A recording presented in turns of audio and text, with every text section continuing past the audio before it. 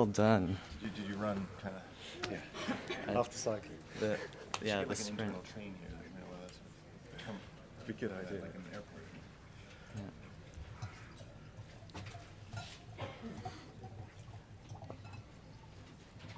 Here, I'm gonna pour you some water.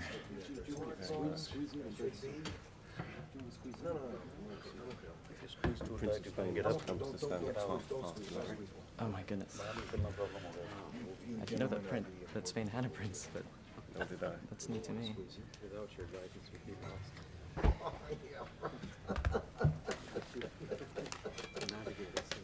So, ladies and gentlemen, thank you very much. First of all, congratulations everyone for finding the first session of Mobile World Congress in the new venue on time. And well done for finding the room and making your way here. Also, congratulations for picking what is probably going to be one of the most innovative and interesting sessions that you attend through the whole week. I don't want to spoil it for you, but it's all downhill after this session. What we have is, apart from a fantastic panel and a fantastic moderator, the introduction of a new program for us, which is one of the most interesting things that I think we're going to see emerging in the mobile markets in developing countries over the next few years. So firstly, an introduction. I'm Chris Locke. I'm the Managing Director of the Mobile for Development Group within the GSMA. The Mobile for Development Group is there to look at how sustainable business and sustainable business models provide a massive social and economic impact in developing countries. And what we see is the way in which the scale of mobile is enabling development to happen in an entirely sustainable way funded by the industry that has never really been seen before. So what we see in particular with this program is that energy is the backbone of the mobile industry. First of all, there are over 3 million mobile towers globally, and our spend on energy is increasing. And I always say to people, we talk about mobile for development in a way that focuses often on communications, that focuses on the things that people expect mobile technology to deliver. But really, the mobile industry has deployed one of the largest off-grid energy infrastructures the world has seen. And we see that energy infrastructures in emerging markets are going to be based around small micro-development, sustainable energy sources. Well, the mobile industry has actually already deployed a lot of that. So we already have this capacity out there. And it's a big cost for mobile operators, at 40% of the OPEX in emerging markets. So to look at this, historically we've had 3 programs which have addressed this within the GSMA. The Mobile Energy Efficiency Program that benchmarks the technology, looks at the vendors that are providing energy solutions for base stations and sees how they can become more energy efficient. The Green Power for Mobile program, developed by the team that have set this session up today, that looked at talking to mobile operators and showing them the OPEX savings for converting diesel generators to wind and solar, but then also obviously the massive carbon impact that that has for them as well. And then as an evolution of that, we started looking at community power from mobile, which is recognizing this fact that we have deployed energy infrastructure into off-grid areas and saying, well, clearly the community around those sites are off-grid as well. So how can we use the energy production capacity within those base stations to provide energy and provide that most critical resource of power to the communities living around them?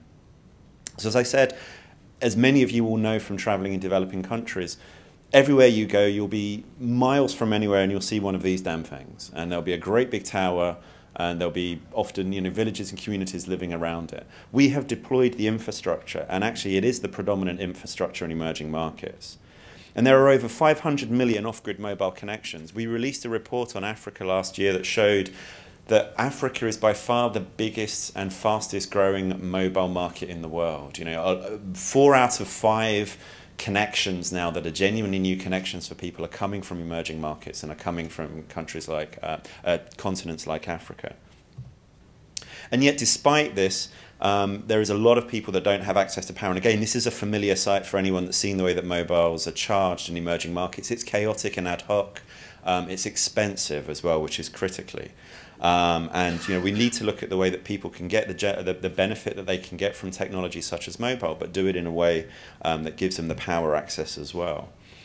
Equally also, moving on from the community power model, we're looking at how mobile technology and this infrastructure investment can start to provide access to water. So we're going to hear in the panel session about how people are using not just the infrastructure physically of the mobile industry, but also some of the services that sit on top of that, such as mobile money, as a way of trying to build new business models that provide sustainable, viable models for bringing energy and water access to rural populations.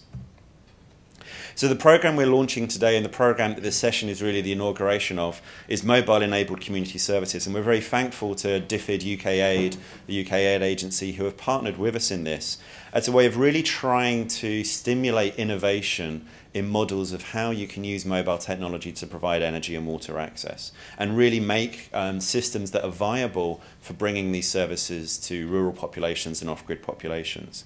So we'll be supporting 2 million in grants to support innovations and trials, and far more importantly, when we see services that we think are working, and we'll hear a lot about some of them from the panel, looking at how we can distribute the information around that as widely as possible so that people can see what's working and can see how they can help scale those services.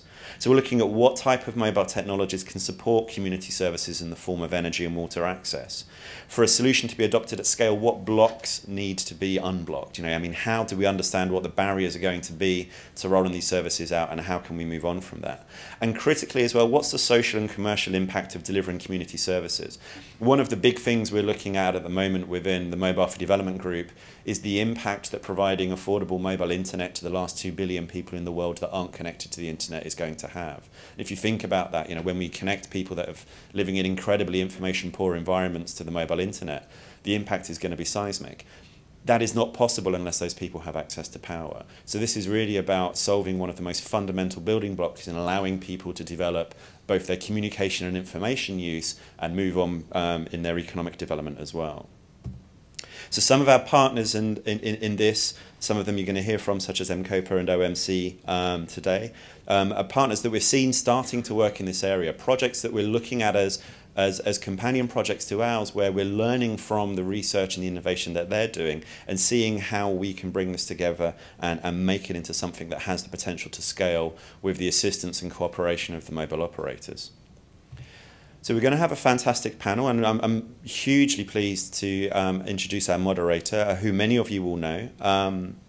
We have Jose Maria Figueres, previously the president of Costa Rica, now the president of the Carbon War Room, an organization within the Virgin Group, reporting directly into Richard Branson, looking at how innovative carbon technologies can work. And we were talking just before this, and I think the way the Carbon War Room works is incredibly close to the way that we work, in looking at shipping and a lot of the areas that Jose and his team are looking at.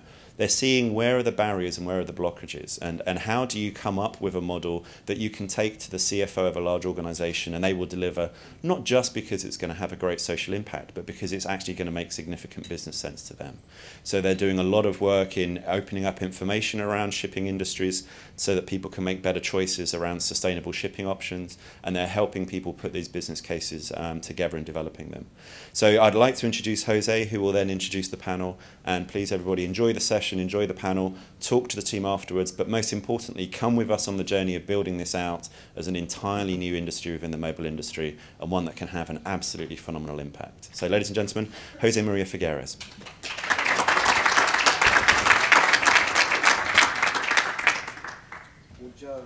Muchas gracias, Don Chris. Amigas y amigos, ladies and gentlemen, good morning. Thank you for being with us here for our session entitled Energy and Mobile for Development. We have a great group of discussion leaders whom we will go to in just a couple of minutes. But if I may, in those 2 or 3 minutes, scope out this session and our objective very much along the lines that Chris has just mentioned. Over the last 24 hours, from all different parts of the world, we've all zoomed in to Barcelona, where we will be for the next 2 or 3 days, with 10 meetings a day, 4 lunches, 7 dinners, 3 breakfasts, and going back in about 3 days with a stack of cards this high and a to-do list like this. Allow me to invite you to zoom out of Barcelona to look at the big picture that Chris was talking about and raise our sights over the horizon to see what are the big challenges that as humanity we face, and where along our individual responsibilities in our daily working lives, we also have a responsibility to help out this world be a better place. I see in that respect two big important challenges that Chris has already alluded to. One is to win the fight against inequity and poverty. And Chris talked about how do we connect the last 2 billion that need to be connected and empower them to be part of our society. And the other large challenge is how do we win the war on climate change by reducing carbon emissions and making this planet a better, safer place. Mobile, and what we're all about for the next 3 days here in Barcelona, is strategically situated to help us win both wars, to move the envelope on both challenges. On the one side, it is a tremendous enabler of development opportunities, and on the other side, it allows us to use the resources much more efficiently, cut down transportation, cut down costs, and therefore cut down carbon emissions. And we'll be talking about that as well on this panel a little later. In the first aspect of the responsibility, the shared responsibility to improve conditions of life around the world, especially for those that are still not yet connected, the objective here is how do we take this discussion of mobile for development out of the CSR department and into the strategy department of the corporation? How do we put a proper business model behind this that allows us to leverage resources, and that when a decision on something that has to be invested comes up to the CFO office, the CFO says, let's do that. It makes business sense. It's going to enhance our business model. That is the thing that we should be looking at because it means medium and long-term growth and sustainability and projects our company in a completely different way. And that is what this conversation, in the broader sense, is all about. With the mobile networks, as we know, having become the prevalent infrastructure that we know today in the developing world, we are strategically positioned to have this conversation. With more persons using smartphones, more smartphones developing and carrying more applications, there is a tremendous amount of more meaning to how we can use all of this in terms of development and well-being. And what Chris has mentioned in terms of GSMA and the government of the United Kingdom's most recent effort called Mobile Enabled Community Services embodies very much what we want to talk about here today and has certainly a tremendous potential in terms not only of mobile, but in terms of energy for communities, in terms of water, in terms of medical services, in terms of education, in terms of so many of the different components that create thriving communities around the world. So to talk about that, we have a group of 5 not only discussion leaders, but practitioners, people who are on the ground doing this, looking at the challenges, have found ways to circumvent those challenges, put together stakeholders, work with communities, and move forward on these challenges. I'm going to ask, you have their bios with you. I am going to ask that each one of them, though, introduces himself in about a minute and then goes on to share with us their practical experience in this context. Some of them have videos. We will look at them as well, of course. And at the end of the session, we'll open it up to questions. When you are going to come forward with your question, I would appreciate if you share with us your name, your organization, and then ask your question, which is usually a string of words with a question mark at the end. That will keep a lively conversation going, and we'll come out of this session having delivered our objectives. So with that, then, let me turn it over to our first discussion leader, Diaz Rawat, the CEO of Bharti Infrastructure. I'm sorry, of Bharti Infratel. Diaz comes with 20 years of experience in the tech sector, so he's not new to this. He's seen it all. And he has a very interesting combination of both an operator's and a vendor's perspective. So Diaz, please lead us away. Thank you.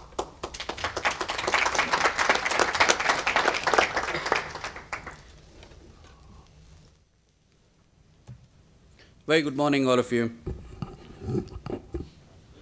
So, as was told, a quick introduction. I'm the CEO for Bharti Infratel. Some of you might be aware this is one of the largest tower company with about 80,000 towers in its portfolio. We are also the holding company of 42% interest in Indus, which is probably world's largest tower company with 110,000 towers. So, sharing towers is our core business, and I've been in this position for last 2.5 years now. Prior to this, I was working with Ericsson and Huawei for about 8.5 years, also with operator in Indian context way back from '97. So that's my background. In the next few minutes, more so with the video than with my talk, I'll try and highlight some of the initiatives that we are trying to take in our small way towards innovating and creating new business models. And then I'll focus more on Q&A towards the end than speaking in this forum here. So to start with, a quick video.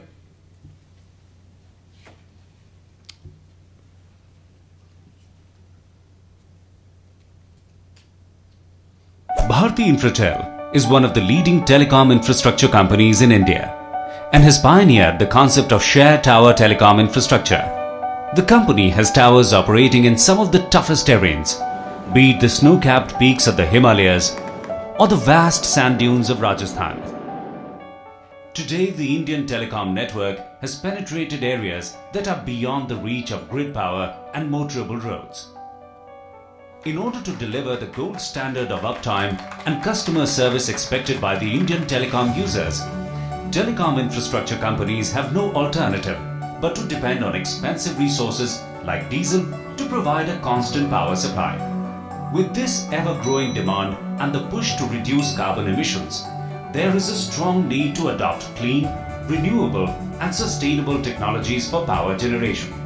As an industry pioneer, thought leader and passionate innovator, Bharti Infratel prides itself in leading monumental initiatives like the P7 Energy Program, aimed to reduce dependency on diesel, which is often the only source of secondary power.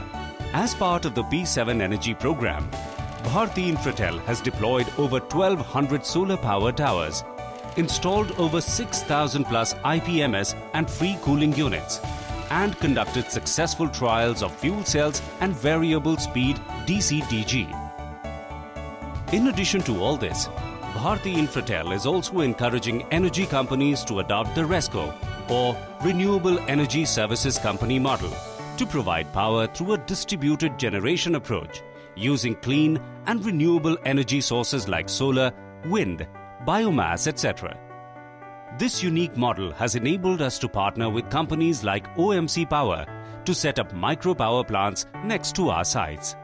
These power plants provide clean energy through a combination of solar panels and windmills with only sparing use of diesel generators, which means that at any point of time, power is drawn from the most economical and clean source with little or no wastage at all. So, what does this mean for our business? Well, for one, electrification of a site is no longer a big investment but a small running expenditure. This makes it easier and economical for our customers to further expand their coverage. And all of this is achieved while meeting the CO2 emission targets. But this initiative is about much more than profits and bottom lines. It's also about positively impacting the local community which we are a part of. In addition to powering mobile networks, Bharti Infratel helps RESCOs generate enough power which can be shared with the local communities. This creates a sustainable business model for the RESCOs and at the same time provides the local community with clean and green electricity, literally at the flick of a button. But wait, there's more. Not only is this initiative giving back to the community, but it is also helping the planet. Our P7 Energy program has helped us reduce our carbon footprint by over 48,000 metric tons of CO2 per annum. At Bharti Infratel, we believe that green business is clean business, and clean business makes good business sense for our customers and the community.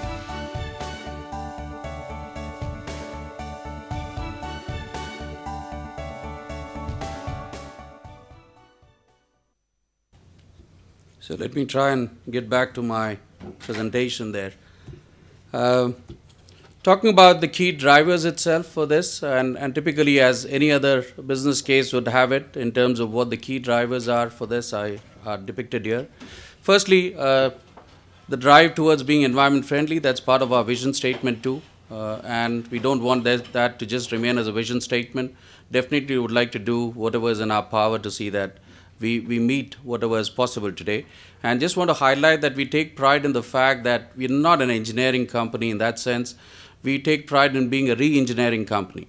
What I do or what my team with the technical team does is to scan the horizon and see what is the best possible alternate that we can bring to the market, given the large size and scale that we enjoy with our operators in terms of bringing them in a shared model of towers there. So we take pride in being a re-engineering company where we take a lot of these new initiatives and create more business models which are sustainable to take to the market. Clearly, in terms of economics, we definitely would like to take on initiatives only that make economic sense. We have this concept of 5, 50, and 500 where we scale things up. So we start with a small trial of 5 to 10 sites where we try and learn and also see that the assumptions that we've taken in the business case are validated. We take it up to 50 to see all kind of environment challenges in terms of creating an ecosystem is built around, and then we really look at scaling to pretty much all the sites that have been identified to meet that criteria. So clearly, rising diesel cost, you must have heard about India currently subsidizes about 20% on diesel, and there is clearly a move towards removing the subsidy from diesel, which is the only available alternative across some of these difficult terrains to power these telecom sites. The power deficit itself in the country is something which has been going up in the years, and that's also been the driver, and hence we keep relooking at all the business cases that we have prepared, given the increasing cost of grid power and more so of diesel generator. And hence the viability of some of these cases, given their downward trend. To give you an example, solar is the case in point, where we've noticed that the price curve for solar has come down significantly, whereas the cost curve for diesel has constantly been going up at a rate about 10 to 15%. And hence the viability matrix keeps shifting in favor of some of these sustainable alternatives.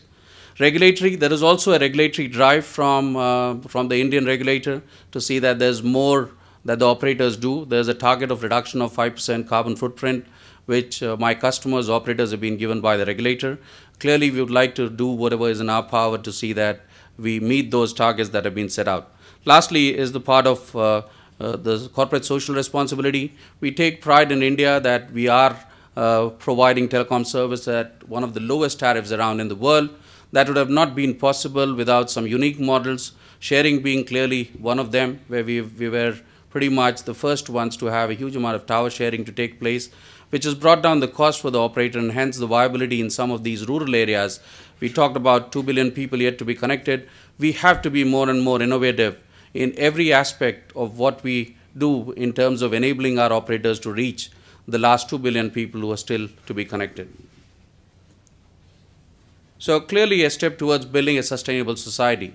Now talking about OMC and the discussion that we are particularly having today, the three drivers that we as a group look for when we look at a build versus buy decision, or decisions when we decide what needs to be done in-house versus what needs to be outsourced to someone. The first one is, does this part be a part of our core competency? And the question is, in most of these cases, while these things are very important for our business, we do take a call of saying these are probably not our core strength as an organization. Our core strength is in bringing in more sharing operators, trying to see that the whole package is offered to us, to our end customers in a cheaper way. Second is, are we able to deliver economies of scale? And in this particular case in point, where I'm talking about the RESCO, which is Renewable Energy Service Companies, clearly realize that energy is not our core strength. That is not our, while it is important to our business, it's not our core strength, and hence, if we wanted to look for partners for whom this is their core business, clearly they are able to leverage economies of scale. So as they scale up in this area, not only would they be selling to us, but are able to sell to the larger community and to even our competitors, where they are able to get the benefit of scale and hence lower down the cost for our end customers. And lastly, are they able to attract better talent than we do? Clearly, when it comes to power as a sector or renewable energy as a sector, we realize that our specialization is more towards growing tenancies and towers, and hence this is better outsourced to someone for whom these three are the core business. And clearly OMC was one of them which qualified on these criteria, and hence we decided to partner with them to take this initiative forward. So what that meant for us is clearly gave us more free time in terms of focusing on growing our customer relationships and hence growing more sharing. We were also creating green networks going forward, which was also environment friendly. And lastly, cost effectiveness, which I said was also the base criteria for deciding any engineering initiative that is taken up for either a trial or for a mass scale deployment. In terms of our own history, a quick one, we started our initiatives way back from 2007 to 2009 when sharing of towers itself was the prime aspect. We were stabilizing this as a business. We've gone through a stage where energy was traditionally a pass-through. What it means was every site, whatever energy was consumed, was distributed between the operators that were present in that site. From there on, we've grown quite a distance where we started deploying solar initiatives way back from 10 and 11, one of the largest solar deployment for telecom in the world, roughly about 1,200 sites. A unique model where we moved on to an OPEX model instead of building on CAPEX. From here on, clearly we've established that model to be a sustainable one. We are looking at deploying 3,500 sites on a pure CAPEX model where we deploy 4 kilowatt panels for our sites as we move forward. And then we also moved on to what we call a RESCO model. And this was towards what I call a growth phase, where we really want to take some of these initiatives from our pilot test bed of 5 to 10 sites to the scale of 5,000 and beyond. So we are currently at a phase where we are scaling up. RESCO again is a partnership model that we've adapted, especially for high load sites where the sites are located at a distance from the grid, and hence the grid viabilities and the losses that grid incurs in distributing power in these areas is much higher. Clearly, we believe micropower solutions from Renewable Energy Services Company is the way to go forward, and that's where our partnership with OMC too.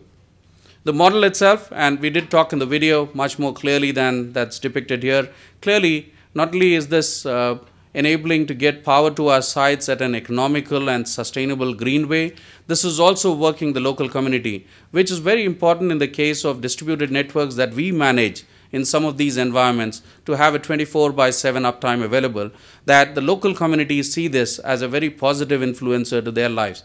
By creating local jobs, by creating better lives for people in terms of their education, providing them with lighting, clearly this was an initiative which was more than just driven by a profit motive. Coming on to TAIPA, which is the Tower Association in India, we are also as Infratel a very active member there. We've taken up this initiative to grow up about 50,000 sites going forward on a RESCO model, which is again a renewable energy service companies, where we are also toying with ideas on biomass, where there are companies which are doing trials as we speak on biomass as an alternative. Solar, we already did this, and OMC is going to talk a little more about how we've taken this forward. But we are also open to looking at other renewable energy options where someone is able to produce power locally and work as a backup power to the sites on a 24/7 basis, and is also able to give the local community the benefits of that power, so that this becomes a sustainable model for not only job creation but also creating power locally and using in an environment friendly manner. So that's our initiative that we've taken up in the country. I'll take on questions towards the end. Thank you very much.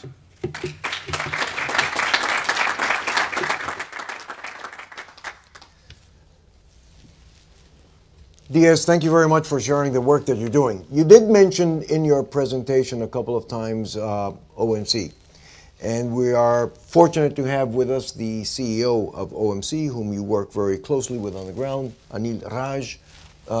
Please take it away. Tell us a minute about yourself, your background. You go all the way back to the origins of mobile, in spite of your 75 years. And then tell us about your company. Thank you very much.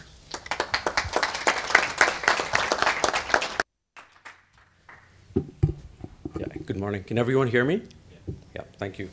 Thank you. I'm glad I didn't bring my wheelchair along this morning. It's a pleasure. No, it's a privilege to be here in front of this distinguished audience here. I'll start, as Jose said, by saying a few words about myself. I know the mobile industry well. This is the only industry I've ever been in, and I started in this business in 1986, straight out of school. And the reason I say that is because it's given me something unique, and that's a perspective. If someone had told me, 25 years ago, that someone living on $1 a day would be able to afford a phone which they could have in their pocket, which would have a battery which would last almost a month, and so on, I would have said, that's preposterous. But I've seen this happen in the course of my career. And after having switched businesses to the power industry, I have a sense of what kind of revolution is possible also in the power business, and the parallels from the telecom industry which are also applicable in the power business. So I'll talk a bit about that. Very shortly, what I've done, like I said, the telecom business is the only business that I've been in and know. I've worked both on the vendor side. A lot of my career was spent with Ericsson, but also on the operator side, where I started up Hutchison's business in India, which is today Vodafone, with I think 200 million subscribers. Started up a company called Bell Atlantic, which in the days of the baby Bell in Indonesia, etc. So I won't bore you with the details. I think focusing on the energy part is a lot more interesting. So let's see if I can get this going as well here.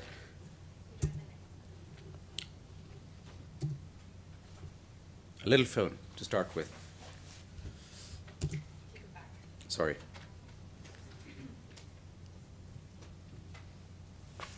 I'll need expert assistance here. No problem. Oh, thank you. So my name is Justin Guay. I work with the Sierra Club, based in Washington, D.C. We're the oldest and largest environmental organization in the United States.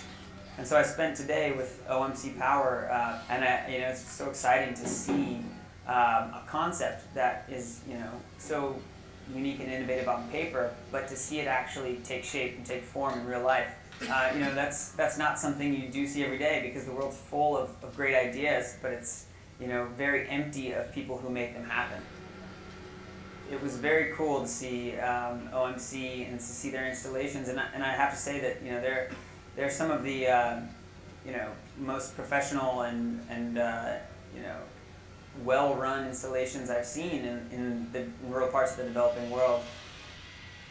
What you see now are entrepreneurs who are delivering energy where the grid has failed, and I think that rather than that being a stopgap measure or some kind of band-aid approach while the grid slowly and inexorably makes its way to rural parts of the developing world, I think this is actually the future of energy access, the future of electrification.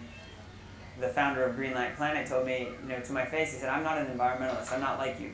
The reason that I deploy solar is because it's the most appropriate technology for the populations that I serve." The people who are out there actually making a difference and changing the world for a better place, they don't see climate change as a threat, they see clean energy as an opportunity. The technologies simply make more sense, they are increasingly more cost effective, and they don't pollute and they don't destroy the atmosphere like the technologies that we chose. I would say that what really struck me about what OMC is doing is how fundamentally different it is than what we do today in terms of power generation in the developed world and everywhere else. You're just blown away by how little impact there is. There are no noxious fumes. There is no loud noise. There is no destruction of surrounding environments.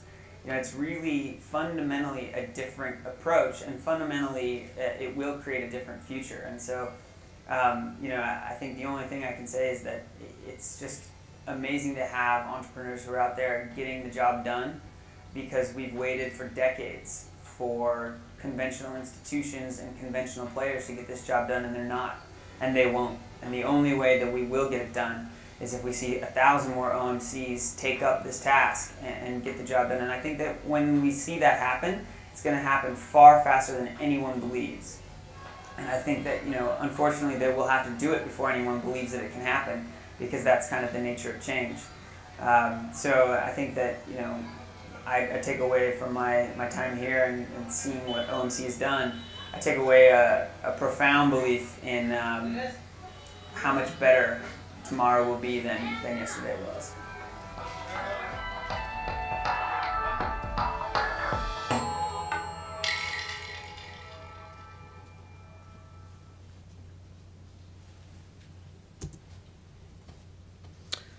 Yeah.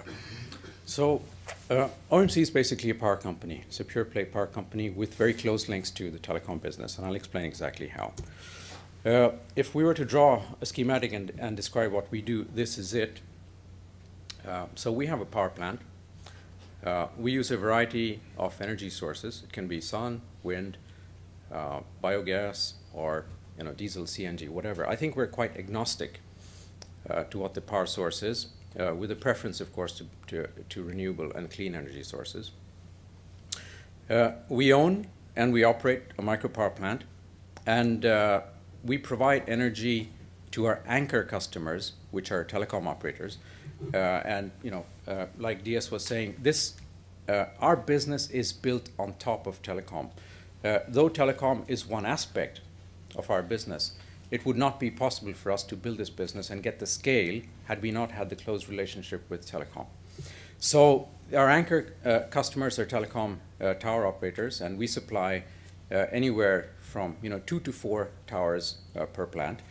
And then we supply energy to the community, the nearby community.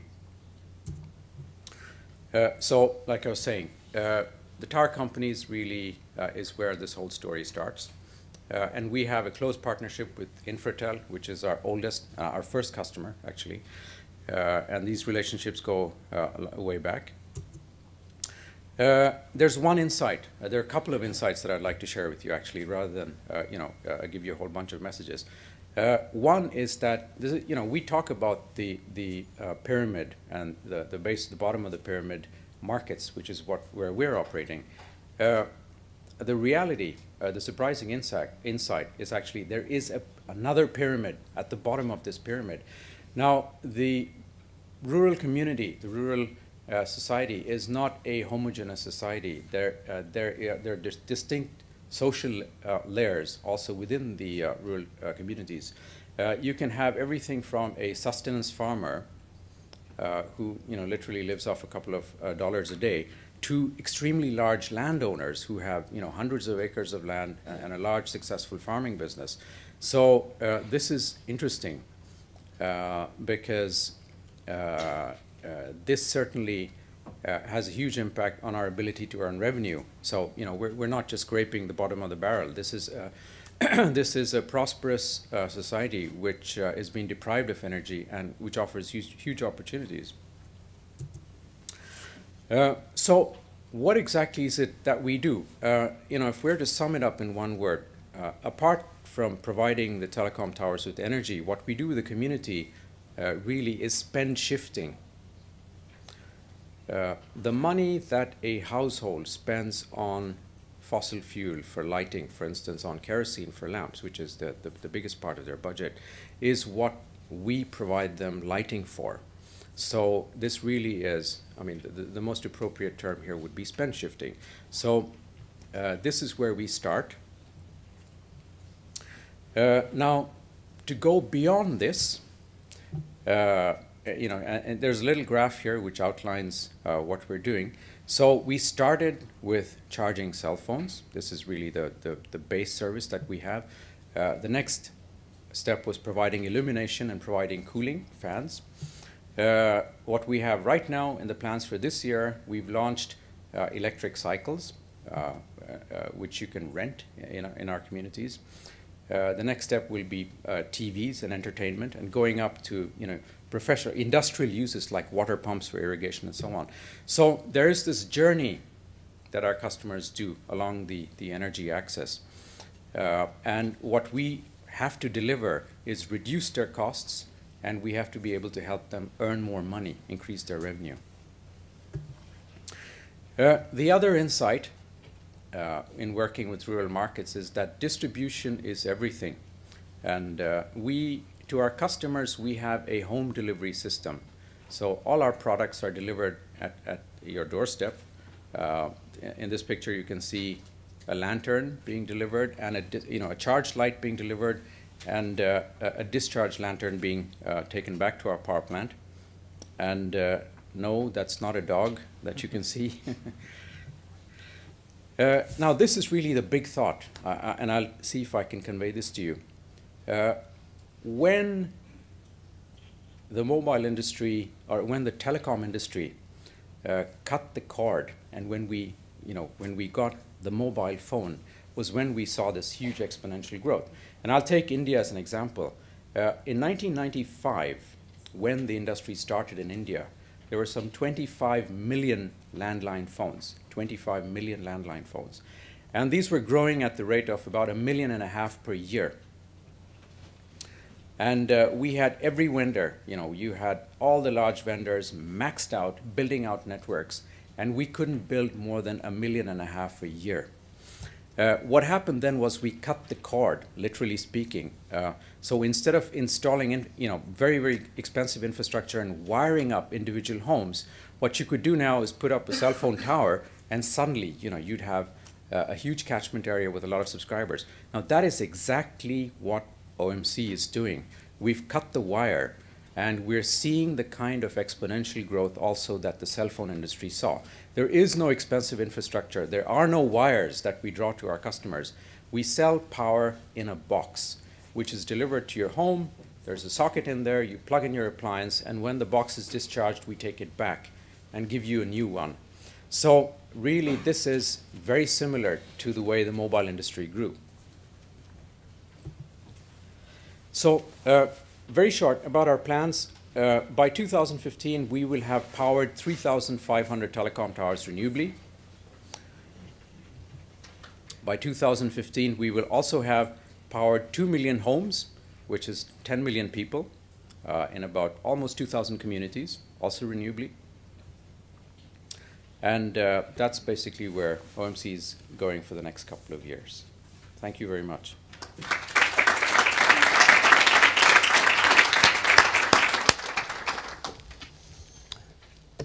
Thank you, Anil, for a very compelling story. It's, I mean, no wonder you're both working so I love my class. so closely together here. Wonderful to have the both of you. So let me now call on Joe Griffin, who is the Group Environmental Manager for Vodafone. Hi, thanks very much. Good morning, everybody. There we are. It's a privilege to be here today in front of you to talk about Vodafone and what we've started doing around community power. Just to introduce myself, I'm Joe Griffin, the Group Environment Manager. I've been, unlike Anil, I've only been in the telecoms industry about 3 years. So there's still got a lot to learn. I have an environmental background, and it's really from this angle that we approached the conversation of community power initially. Essentially, our journey began as a conversation really between our technology teams and my team, the sustainability team. and the conversation was around climate change and also development, but mainly climate change. And from the technology side, it was about cost. At Vodafone, our network is responsible for 80% of our CO2 emissions, and diesel in off-grid areas plays a big part of that, so it's a significant issue for my team. Similarly, as has been mentioned already, there's a big cost increase in terms of diesel. There are subsidies that have been mentioned in India that are sort of under threat, and also targets within India that have to be met. And this is a similar story in other opcos that Vodafone operate. So together, the technology team and the sustainability team really had to sort of come up with ways to accelerate our adoption of low carbon technologies, which we were doing, we are doing, and we have done in all of our markets. And that's really, I think, where we came across the concept or the issue of access to energy, understanding that there's a crossroads of where we are and our customers are, and the fact that there's no or unreliable grid energy. Looking at some of our opcos in sub-Saharan Africa, there's a clear need for energy, and one of the things that drives this is, from our point of view, from our customers' point of view, is to use the mobile, to keep the mobile charged, which obviously from a business case point of view for us is fairly compelling. So we kind of started looking more, and with the help of GSMA, started looking more at the concept of community power, and really initially approached it from the point of view of looking at our network, where it was our infrastructure, and how we could potentially sort of swap out diesel technologies for renewable technologies, and potentially address some of this energy access issue at the same time. We began considering what the potential benefits could be, not only for the communities, which I think are fairly clear in development terms, for getting better energy, but also for Vodafone. And we started thinking that actually the wins are right across the company. It's not just technology and sustainability that can benefit. Our colleagues in public policy can benefit from improved regulatory relations, perhaps, in terms of brand, improved reputation, and so on. And obviously, just by providing power, the idea that we could boost local economies for an organisation that works in these areas, it's a fairly obvious thing to look into. In addition, there's a reduced OPEX of swapping out diesel for solar. So we needed to kind of test these assumptions and really get on the ground and figure out how this stuff works, what are the benefits, and what are the pain points. So oddly, we decided to look at a site in South Africa which actually doesn't have the serious energy access problems that some of our other opcos have. However, we'd recently built and opened the Site Solution Innovation Centre in Johannesburg, which was the primary focus of the engineers down there, was on developing with our suppliers low carbon technologies for our network. So in a sort of a geographical sense, it seemed like the right place to do it. And while South Africa doesn't have the issues that some other countries do have, there are still areas that have very poor energy access. Also at the time, it was the Convention of Parties on Climate Change that was in Durban, so it's kind of a nice piece in terms of the whole climate change agenda as well. So onto the site. The village Efemweni in KwaZulu-Natal is right at the tip near the Mozambique border. The first sort of thing we really had to understand, being a mobile network operator, is really get into the community and understand what the real needs are. I think when you're dealing with small communities, you have to realise that each one is individual, and they'll have particular needs that they can prioritise and communicate to you. this was quite an extensive process and involved village leaders, the local authorities, and the school, which was the sort of centre of the community. And with our technology colleagues, what we actually found was if we wanted to provide energy to the school, we actually needed quite a lot of area for our solar. And rather than increasing the footprint of our base station, which would have sort of had a few operational problems, well, not problems, but we would have had to do it, we actually found that we could have a reciprocal relationship with the school whereby they could house solar foil on their roofs and benefit from the excess energy that this creates. And that's what we did in the second photo. Shows the solar foil on one of the school roofs. This actual building had been built by an NGO a few years earlier. On the door it said computer room. Inside it had strip lights and fans and power points for computers, but had never had a volt of energy go to it. So we were able to provide that, and also provide lighting to other areas of the school building, which sort of help with administrative functions and so on.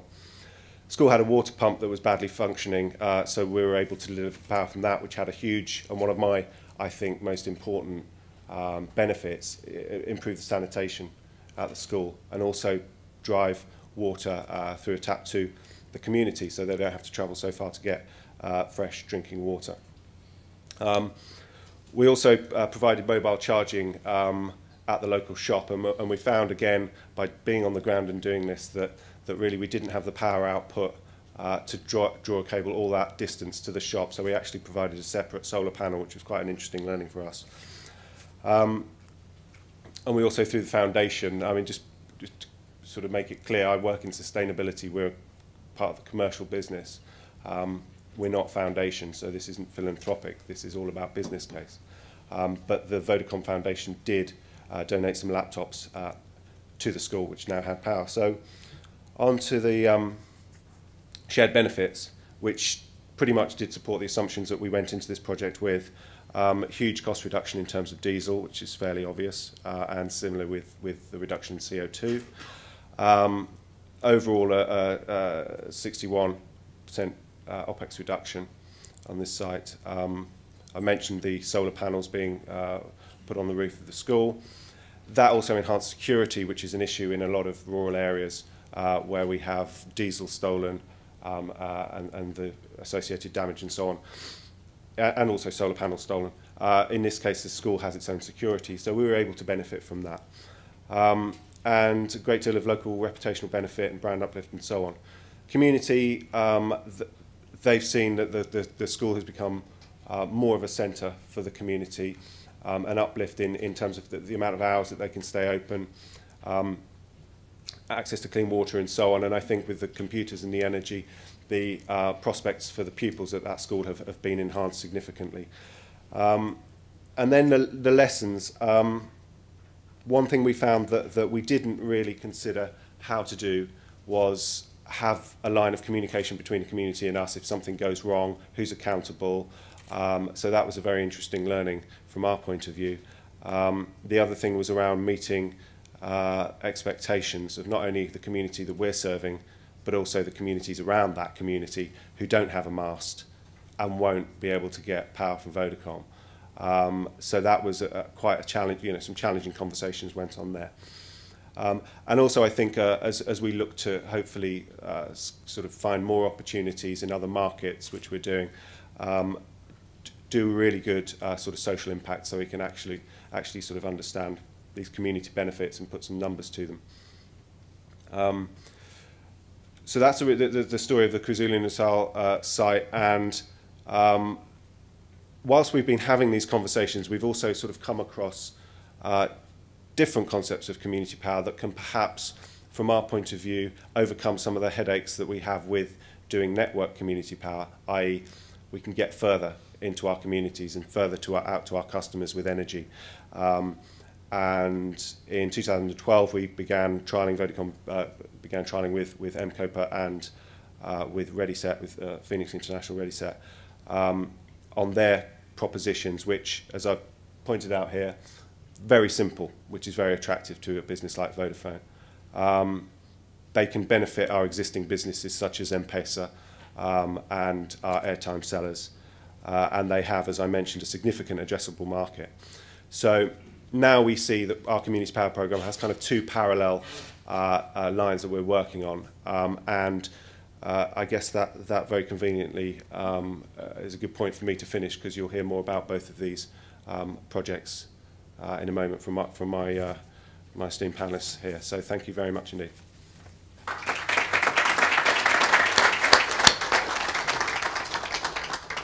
Thank you, Joe. We'll come to you, Mike, in a minute, but I just want to backtrack, if I may, Anil, a moment. Because you mentioned in the progression of where you see OMC Power going in terms of supplying first charge for cell phones, which you were done, lighting, which you've done, electric cycles, and then TVs and water pumps. What's the business model behind the electric cycles? Because that doesn't necessarily fit into your spend shifting philosophy that you touched upon. Yeah. Let's see. I can get a microphone to work here. Yeah. Yeah. The model with the electric cycles actually is very simple. This is not spend shifting. This is a way to give the small sustenance farmers access to a larger market. So I think it's very briefly it's generalization, but I think true. Pretty much everyone in a village has a bicycle. A bicycle costs around 3,500 rupees. The next, should we say, motorized vehicle, a small moped, would probably put you back about 25,000 rupees. So, between 3,500 and 25,000 is a very, very big gap.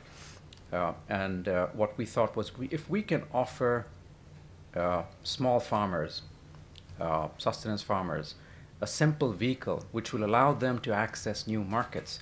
You can't really cycle very far with 50 kilos of produce on the back of your bicycle. But if you have an electric bicycle, that could take you 10, 15 kilometers away to a nearby village, or the village beyond the one that you normally go to. So it's really access to new markets. I think that's, and it's great business for us. Good. Thank you. Anil, thank you so much. So Joe mentioned towards the close of your presentation, Joe, you mentioned Phoenix. And Mike Lin, who is here with us, is the founder and CEO of Phoenix International. Mike, you've been the founder of several endeavors in the past, and so why don't you tell us a bit about yourself and then jump straight into Phoenix, please. Thank you. Thank you, Jose Maria, and the panelists here. And I'd also like to thank two board members, Board of Advisors, Mr. Sean Krepp, who leads the Grameen Foundation in Uganda, and also Eric Hirschman, who's the founder of the iHub in Nairobi and other activities like Ushahidi. So Phoenix International was founded about 4 years ago. I'm probably the youngest person on the panel. I'm 12 years old. And the journey for Phoenix began actually many years ago. I was originally an engineer and designer, worked at Apple, and then went back into academia, teaching at Stanford a sustainability, a green design course, where students were designing both energy technologies to green buildings, new textiles that were more recyclable or upcyclable. But we found this interesting opportunity collaborating with the group at MIT working on the $100 laptop about 5 or 6 years ago. And this $100 laptop was to be a revolution, bringing education, access to communications to the children around the world.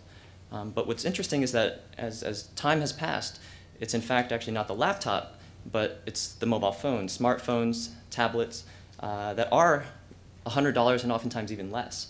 And so it's this massive opportunity, as the GSMA has highlighted, more than 500 million off-grid phones. And the question then arises, how do these people charge their phones? It's in fact through diesel and car batteries. So I'll begin with a video. Mary, how do I run this? Just scroll and run. Thank you.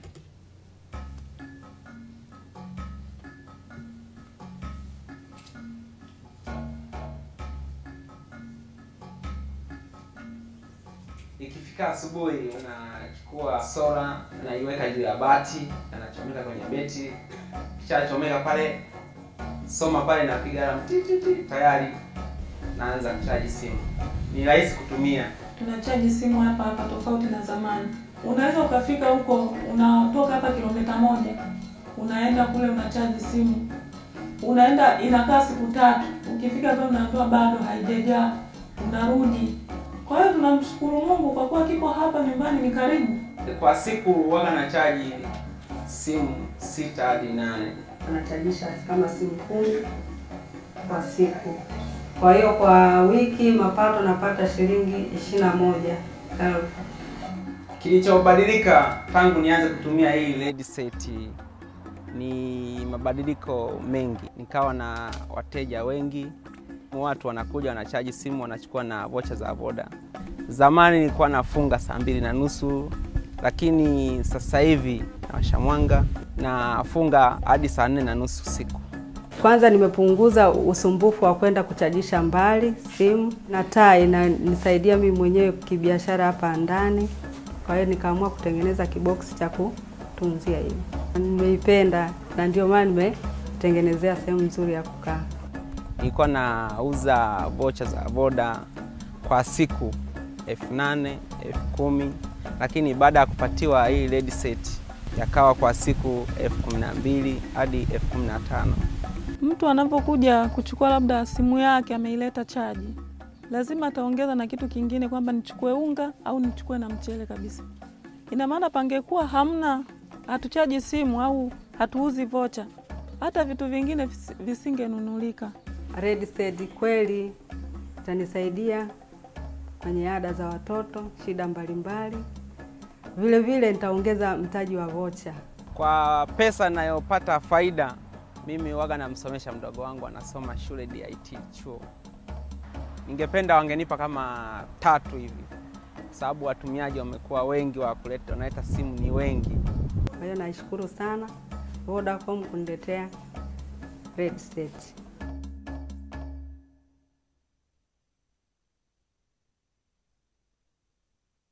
But the video, hopefully you were able to understand the Swahili. If you couldn't, at least the subtitles are there. So Phoenix International, we are a for-profit venture. We're a venture-backed startup based in San Francisco. And our vision really is to revolutionize energy through an entirely new business model. And I think I'm really excited to be on this panel because there's so many different iterations upon this. It's not a single model that will work. And so ultimately, I think all of us here are developing what is really now mobile energy. We saw first, mobile bring text, of course, voice, and now data. And then mobile banking really surprised everyone. The notion of M-Pesa coming up from Safaricom in Kenya, now operators around the world with their own mobile money products.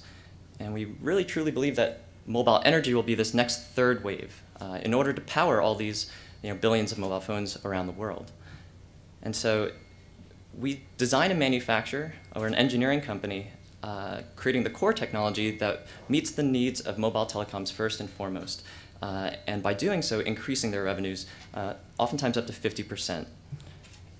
And so we're able to leverage the Vodafone and now MTN brand and empower entrepreneurs to create micro-utilities, charging stations, charging mobile phones for anywhere from 25 to 50 cents per charge. And the Ready Set, as a result, pays back in as little as 3 months' time. So rather than focusing on just the cost of the system, the conventional wisdom often is that poor people need cheap products. But we wanted to actually pause and take a step back and say, you know what, I think poor people can't afford cheap products. They can't afford products that break. They can't afford products that fail. So we need to invest just the right amount in the technology so that it lasts, it's high quality, and actually rather focus on payback. And so rather than just cost alone, the $5 or $10 lantern are superb, and they bring light to millions of people. But we saw an opportunity to create something that would actually empower entrepreneurs, and in doing so, create very rapid payback. And then as a result, perhaps we could unlock microfinance to make this, this product accessible. So the Ready Set kit costs between $150 to $200, the final landed cost in country. And so now entrepreneurs are purchasing these devices to run their micropower business. So about our business model, again, we're a design, engineering, manufacturing company with engineering staff in Silicon Valley from Stanford, MIT, and so on. And we partner with strategic mobile telecoms, the largest operators in the given market. So we are with MTN in Uganda, and then expanded into Rwanda, launching just in January this past year. And just earlier last week, we're very proud to announce our partnership with Vodafone launching in Tanzania. And so these telecom partners lend something to this notion of energy, which is really unique and quite interesting, which is their brand. First and foremost, they lend credibility because there are just so many different technologies, different panels, different batteries. How do you make sense of it all? Amps and watts and volts. Well, if you have the Vodafone brand on it, you can rest assured that this device is tested. And they actually tested more than we ever possibly expected. More than 4 years was required of piloting and testing first, similar to what I believe RS was saying, the 550, it's a 500 model. In a similar way, we started with just a few units, and then 20, then 200, then 2,000. And now ultimately, it's the end user. The consumer is in fact an entrepreneur, purchasing this product, oftentimes with the assistance of MFIs, NGOs, but it's the Vodafone and the MTN brand which does all of the logistics, customs clearing, dealing with local governments. They have a zero-tolerance policy for bribes. So as a small business, a startup in San Francisco, we can't really manage negotiating with massive governments. It's thanks to Vodafone and MTN that we can ensure that a swift and efficient clearing is made through customs. It's warehoused, it's distributed all the way to the most deep and rural areas. As you can see here in this photo on the right, that's in rural Rwanda. So to speak a little bit just about the market, and to give a specific example, in Uganda there's a population of about 35 million people, and of whom over 90% are off-grid. And the mass majority of them are rural as well, not being served by the grid. And so ultimately, we imagine that there's on the order of about 500,000 entrepreneurs out there who could serve as these micro-utilities. And we see that every day. It's diesel generators, car batteries, informal solutions. Even those who have the grid will set up power strips and charge dozens, if not hundreds of mobile phones each day. And so for us, we came at it from kind of a top-down, but also from a bottom-up. When we go to a rural setting, we see approximately 1 in 50, or 2%, of the businesses as mobile charging businesses. And so for us, selling our product at this price of about $150, it's more than a $70 million immediately addressable market in Uganda alone. And so this is an example of an entrepreneur. This is Annette in Uganda. She has 2 children, and there's a video online that we invite you to take a look at that tells her story. She was, in fact, also a community knowledge worker, part of this Grameen Foundation program, which Sean Krepp leads. So with a smartphone, Annette is able to offer not just typical voice and SMS, but actually data, providing farming tips, sexual reproductive health tips, and other information to her community. And she's able to do so through this smartphone, but of course these smartphones consume more power. And with this energy, she's able to take photographs of banana plants with diseases and send that in and get them analyzed from agricultural institutions and things like that. And also it's about women's empowerment. It's providing women an alternative in terms of their income and gaining an independence, a financial independence from their husbands and their brothers and family. Able to care for their children, ensure that they can purchase shoes for their kids, send them to school, and make a better life for themselves. So again, it's not charity. This is actually a commercial for-profit venture. So MTN, they provide sales, marketing, distribution, logistics, and one thing I didn't mention yet, but it's also critically important, it's after-sales service. So it's the same way in which if you might purchase a low-end mobile phone, so you've all seen these candy bar phones from all the various different handset manufacturers. If you buy one of these in Africa, it comes with a warranty. And the warranty is extremely important. The brand is important. People buy genuine phones when they can. And so you can go into any MTN or Vodafone service center and have your warranty for the ReadySet 12-month warranty is honored. And that really ensures that this is a valuable investment in their business that will last the test of time. And paying back in 3 to 4 months, that it's a sensible investment as well. And when it comes to social impact, we've now sold over 2,000 ReadySet kits commercially, And as a result, it's powering over 100,000 mobile phones, so 100,000 different subscribers who come back approximately weekly. So over 5 million mobile phone charges each year, and just with 2,000 sales. And so as a result, we're saving subscriber over $2 million in charging costs in terms of not having to go travel back and forth to charge their phones, and also charging other things like torches, flashlights, lanterns, and so on to reduce the kerosene usage. And so there's a carbon benefit there as well. And then very lastly, but most importantly, generating these entrepreneurs over 1.8 million in revenue across these 2,000 entrepreneurs. So they're charging about 6 to 8 phones a day for 25 to 50 cents each. And that results in a very significant increase in income, both in phone charging, but now also mobile banking. So to bring this to a close, we have a growth strategy expanding globally now with many operators showing the scalability of this business model. So with Airtel, Orange, Tigo, so on and so forth, working across in Africa, but also Asia and Latin America. And so with Vodafone in Tanzania, we're launching this March, so just a few weeks' time, we'll be able to see Vodacom branded kits in the rural areas, like this one here, where an entrepreneur can power up to 10 phones at a time, and with the solar panel, be able to produce pretty significant revenues. So, and lastly, the bicycle generator is an alternative. We wanted to give a portfolio approach, and the notion is that the sun is not always shining, so we wanted to give individuals something that can utilize an existing asset. So I invite you all also to go check out the Vodafone booth. It's in Exhibit Hall 6, where we'll have a bicycle and the solar panel and the entire Ready Set kit on display. Thank you very much. Thank you.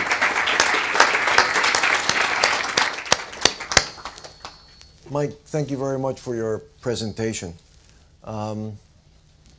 As you said, you may be 12 years old, but I'd like to have a conversation with you after the panel, because when I grow up, I would like to have your hairstyle.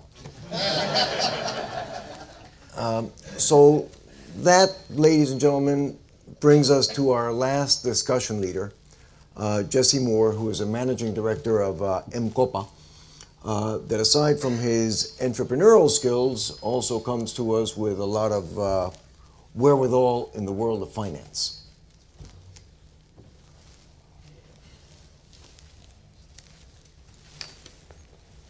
Good morning. Now, I live in Kenya, and I know there are a few other folks here who live in Kenya. When you say good morning in Kenya, whether it's a staff meeting or a big presentation like this, it's great because everybody just says good morning right back at you. So let's just drop ourselves into Nairobi. Good morning. Good morning. Great. Now I know you're awake as well, so thanks for that. Let me try to introduce myself. Jose, you said a 1-minute introduction. I'm going to do it by showing you my BlackBerry. That says a few things about me. This is a fairly old BlackBerry. It's about 5 years now that I've been with the same device. I am Canadian, and I'm very loyal to RIM. So that's one thing. The second thing about my BlackBerry being 5 years old is I'm the founder and managing director of a fast-growing startup. So cash flow is king. I can get a new BlackBerry maybe in a few more months. I'm actually holding out for the Q10. The last thing it shows about me is a photo of my 6-month-old son Leo and my wife Natasha. So they're the only thing I love more than our company. The last thing about my BlackBerry is that it has an M-Pesa application on it. And as you said in my introduction, I come out of the mobile financial services world. And a few years ago with Nick Hughes, co-founder of MCOPA, with myself, we were thinking of what else could happen on top of mobile financial services that would enable long-term great business prospects. And the answer to that is solar, but it comes through a weird way. So I'll show you a video as well, and then a few slides to tell you how we got from M-Pesa to MCOPA.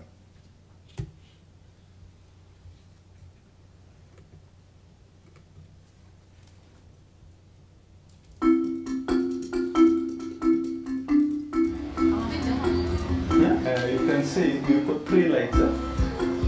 Put 1, 2, 3. It's very bright. My name's Joseph Loisa Biwata, and this is my shop. Many people cannot afford electricity. So with M-Copper solar, the customer will get delighted to have paid that initial deposit, and then affording 40 shillings a day is not a problem. You may be paying bits by bits. You own it immediately after paying the last deposit in just 1 year. Actually changed the lives of people. Yeah, these are now my cows. My name is Alex Keitang. I work in Kapanet town. I just as a farmer. The solar panel, I've just put it on the roof. And the wire, then it connects to the control, then to the control box, which is inside the house. So now, when you want to check the credit, just press it here. Then it shows me this 08 days to credit. I opted for installment 40 shillings every day, because when I get some small amount, I can deposit 100 shillings, 200, 300, depending on what I get over the week or even the month. I can even pay 1,000. Yeah, so I find it easy. Then the kitchen, the light is here. That's actually changed my life, because since I bought it, I started using it to light the 3 rooms and even charging. Yeah, and even my neighbors benefit for charging their phones. And then the balance is here. M-Copper has received your payment. Kenya shillings 150 paid to account. My account now. I find it very easy, because wherever I am, not only in town, but wherever I am, I can deposit some amount to M-Pesa and then transfer it to M-Copper.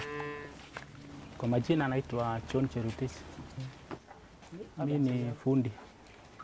Kama baba, mimi naona hiyo sola ni mzuri kwa kusomea. Najua kuna watoto wenye wako shule. Sasa wakiwa na homework, sola ni rahisi. Sio kama mafuta. Na haina moshi, sasa na ni bright. Sola ni bright. Sikuwa nafikiria. Ndio nilipoona ama kuambiwa na Joseph, ndio nikafurahia sana. Okay, let's say that you don't have electricity. M-Copper will help in that the customers, they'll have saved a lot compared to they'll be buying this kerosene. It's going to be wonderful for them.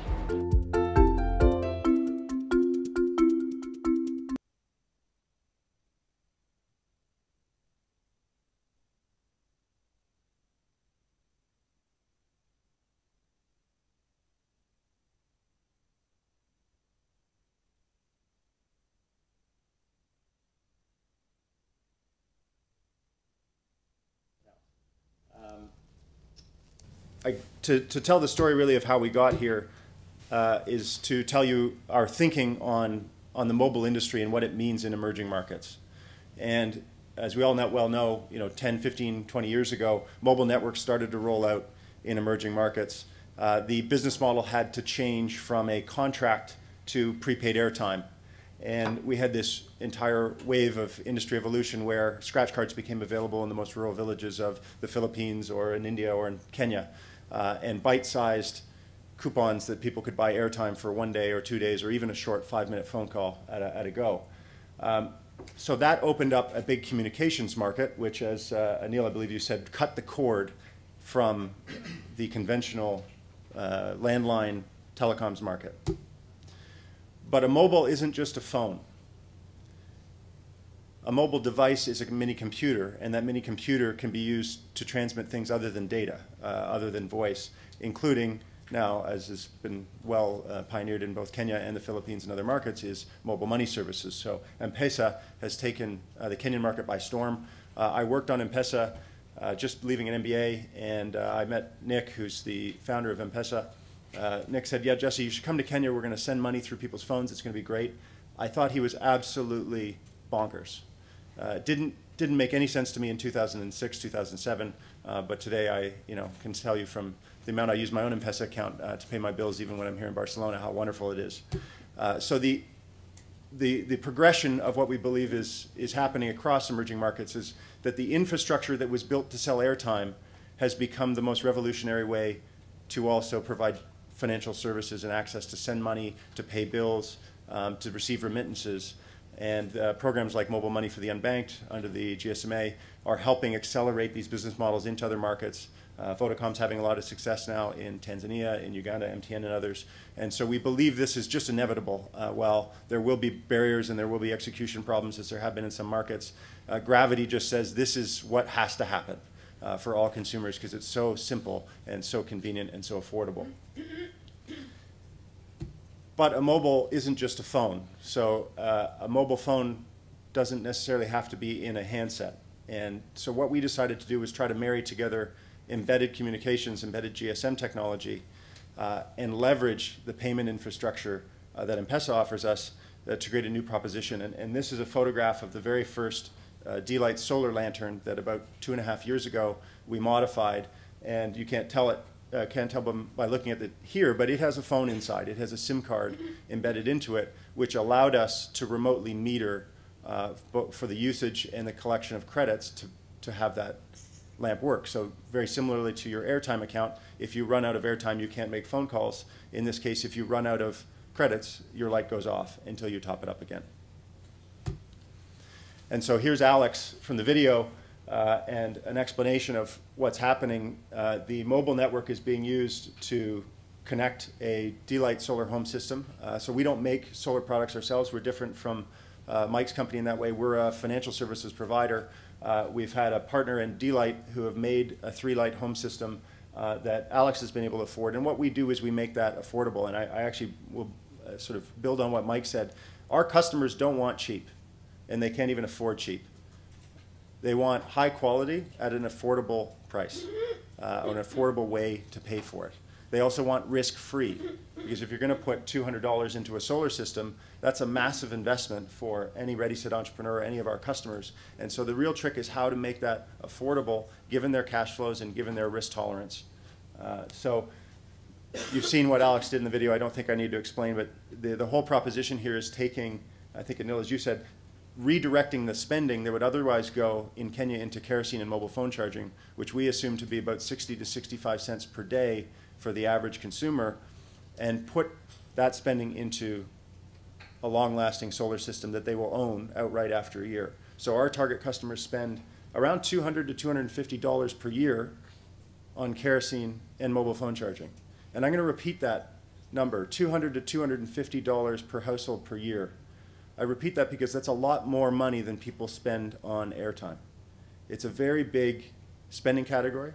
Therefore, it's a very big business opportunity if you can address it correctly. Now, we've partnered with Safaricom, which is a Vodafone partner company in Kenya, a really, truly dynamic company that's innovated, obviously, with M-Pesa and with the original launch of mobile services in the country, but now innovating again, working with us to bring M-Kopa Solar out to the market. I was asked in this presentation to talk a little bit about what's in it for Safaricom, what's in it for us in partnering with Safaricom. So there are three really big things that we benefit from. The first is data. And I think if you strip away what we are, we're really a data business. So for Alex, there are payments coming in and out and utilization happening on his device, all of which communicates to M-KopaNet, which is our back-end system, to help us understand his credit profile, his ability to pay, and hopefully in future offer him other financial services. So it doesn't begin and end with a 3-light home system, but it's a really financial relationship over a long term that we can build using the mobile data infrastructure. We also have approximated geographic locations. So Alex is based near that orange rectangle. Okay, that's near where his device is. It's the nearest base station from which he's communicating. And this was taken many months ago. He came on board when we launched in market around July. But neighbors of his have picked up the product, and you can see roughly where they are, as well as Cabernet, which is the town where Joseph Biwott has his shop. So that's where it was bought, and then you can see sort of the movement to the market. That helps us with our sales planning, as well as our service delivery, because if it gets very cloudy in Cabernet one day, or the mobile network goes down for a few hours, we have a way to help our customers through that. The last and really most interesting thing going forward is the usage data. So we can deduce from the solar system when it's being turned on, how it's being charged. We literally have the ability to SMS a customer to tell them that their panel is getting dusty. And that kind of service delivery on an expensive investment by a low-income customer is a huge proposition. It's not cheap to provide that, but we feel it's very important to help people understand how to use energy technologies, how to validate the battery life, ensure the, as Mike was saying, the longevity of these products to last many, many years. So it all comes into the data element that Safaricom helps us with their SIM cards. The next thing is distribution. And Anil, I think you said it's all about distribution. It's about, yes, distribution, and then a little more distribution. That is the big challenge, I think, on any of these models, and there are different ways to go about it.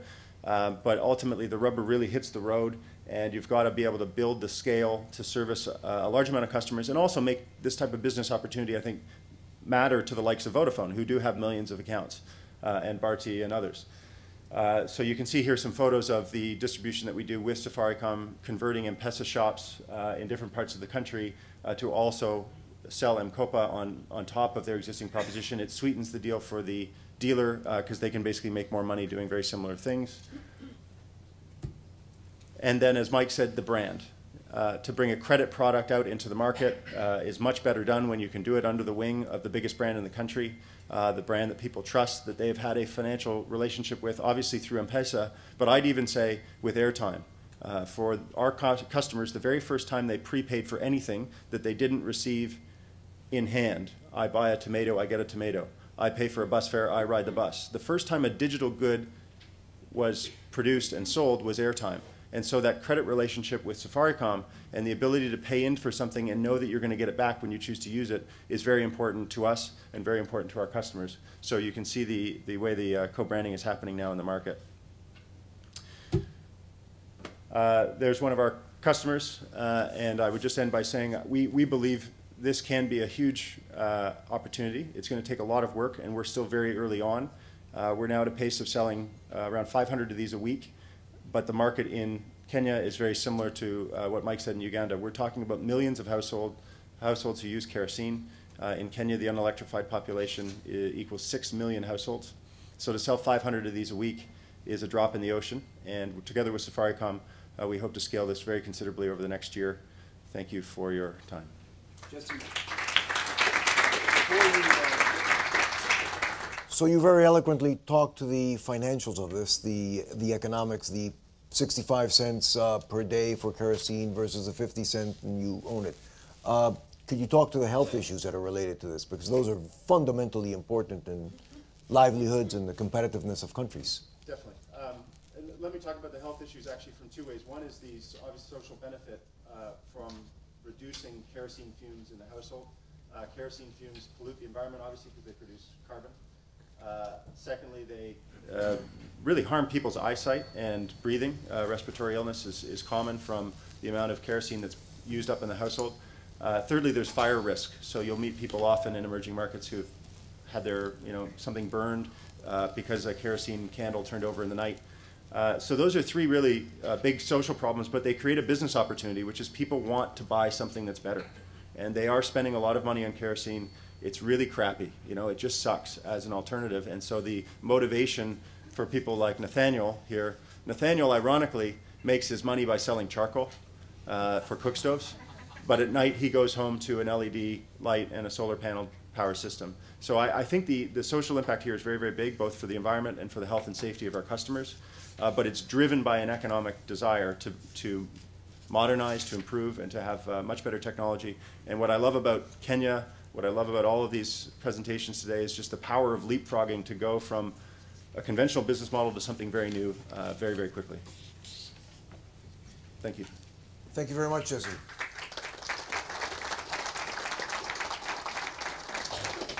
So we are about to begin the question and hopefully answer period. But as a segue into that, if I may, just for a couple of minutes, friends, we've heard very compelling stories here this morning about changing business models and piggybacking on the infrastructure that we have already built, mainly in the developing part of the world for comms, now going into energy and going into other services that, without a doubt, uplift and help quality of life around the world. All of that has one very distinctive characteristic, which it is mainly person-to-person communication. And there is coming up over the horizon a tremendous opportunity as well to innovate, to find new business models in not only P2P but M2M. There, we at the Carbon War Room, and Matt Cullen, our senior researcher who was here with us this morning, has been doing a lot of work recently with AT&T, and we're actually releasing a report here in this event, which has to do with what we consider to be a $1 trillion market opportunity by the year 2020, which will also at the same time reduce 9 gigatons of carbon on an annual basis. We have been talking here about carbon emission reductions in everything that we do as a fundamental part of what we want to accomplish. Well, M2M has that potential. It not only has the potential in the areas that we've talked about, but it has a tremendous potential in other areas such as the built space environment and agriculture and transportation and so on and so forth. And of course, it's a tremendous driver in terms of business models for carriers today, but also, of course, for different applications and different hardwares such as the ones that you have been talking about here this morning. In part of our research, we were trying to figure out, well, why hasn't M2M really gone? Because we've been talking about M2M for quite some time now, but we really haven't gotten it off the ground as we see you have gotten these things off the ground. And there are several barriers to entry that I would mention. First, of course, we find that there's a fragmented value chain when we talk about M2M. And so just like when you buy a car, you don't buy the pieces of the car and then you have to assemble it. In M2M still, it's very much like if you had to buy the different pieces and then assemble it. So there's that as a barrier of entry that needs to be solved, and that's a tremendous opportunity for entrepreneurs that want to go into the space. Then there's also a problem of standards. GCM, everybody understands GSM as a standard. Industry came together, put it together. There's no equivalent standard to the GSM when we're talking about M2M.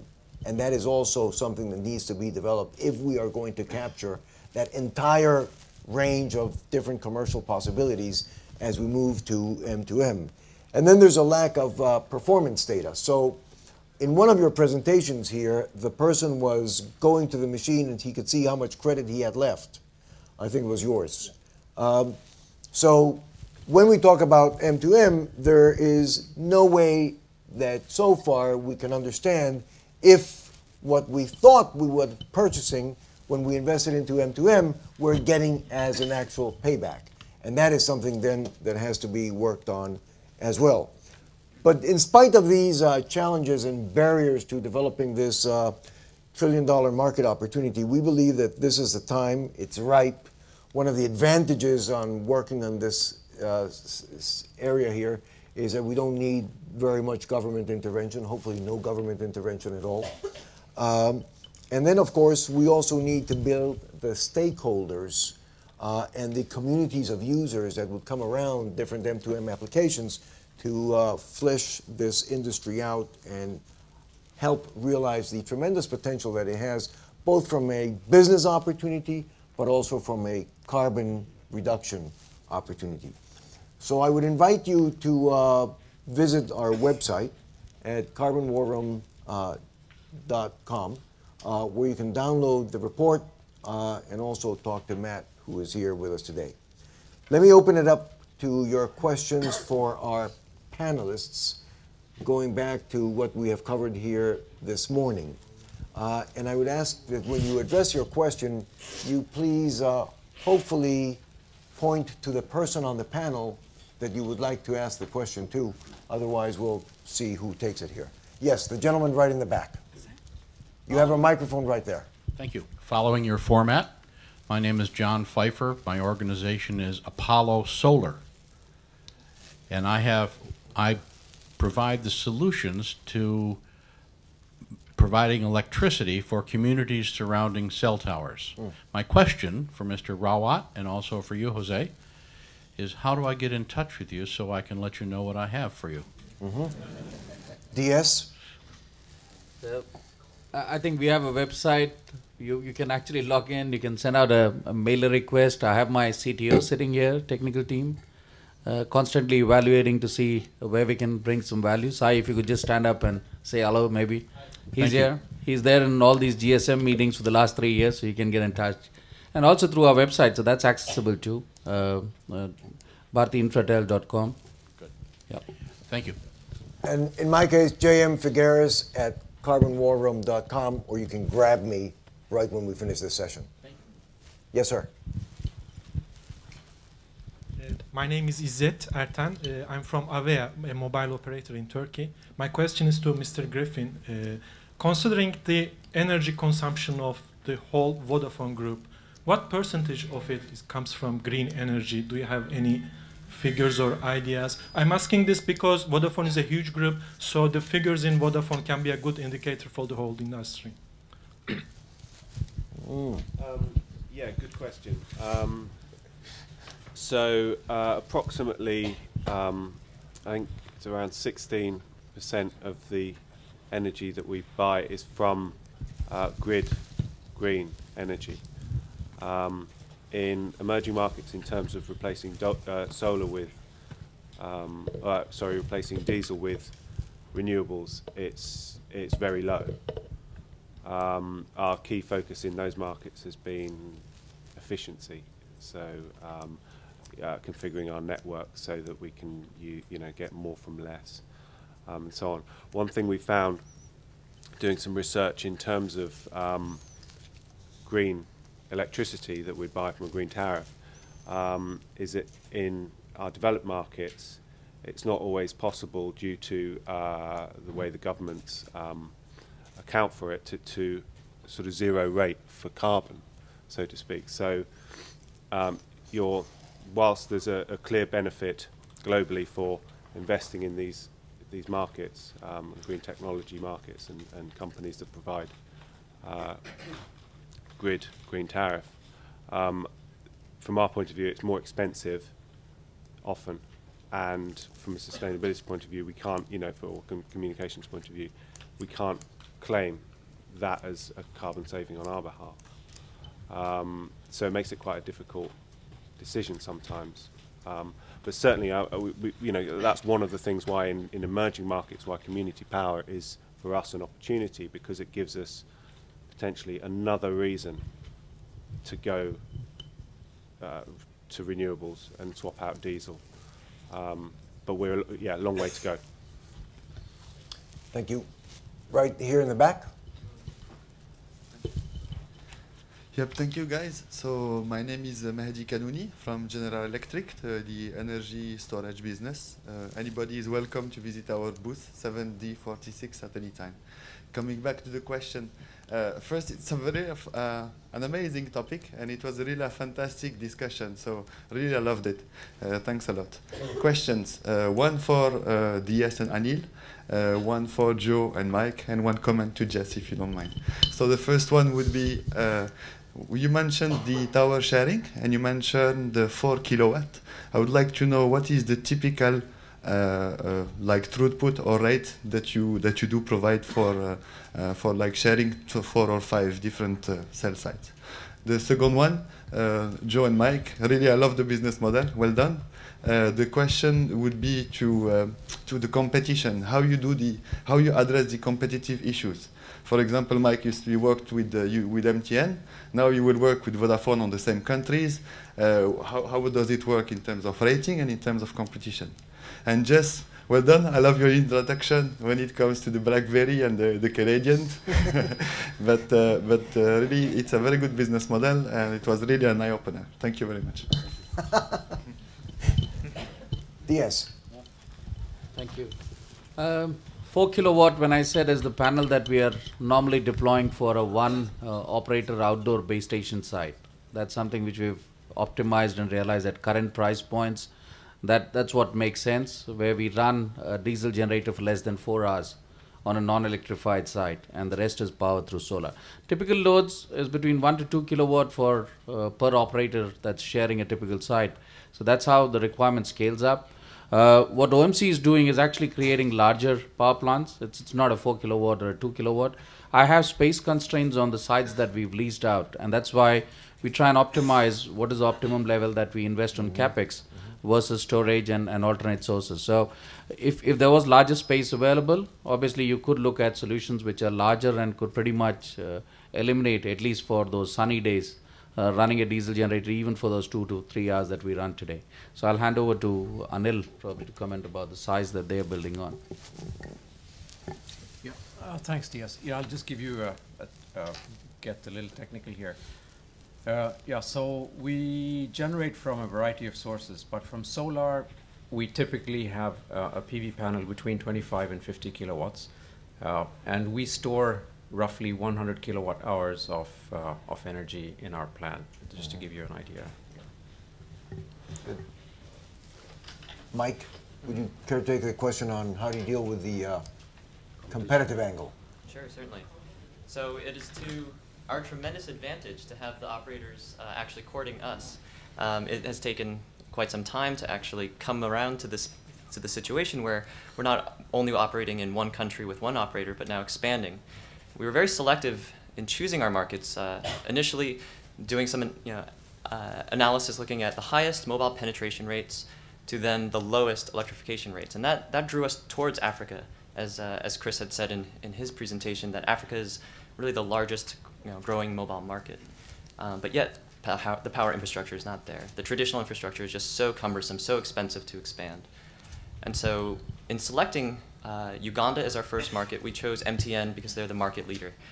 They have easily the majority market share and have the most innovative mobile banking platform there in Uganda. And similarly in Rwanda as well, they're the market leaders in that second market. And so when we saw the opportunity to expand now into Tanzania, again, Vodafone is the #1 player there as well with over 11 million subscribers. So that has been our expansion strategy initially. But now as we look towards other markets, be it Nigeria, Ghana, South Africa, MTN is headquartered in South Africa, but so is Vodacom. And so we welcome the opportunity now to have that competition.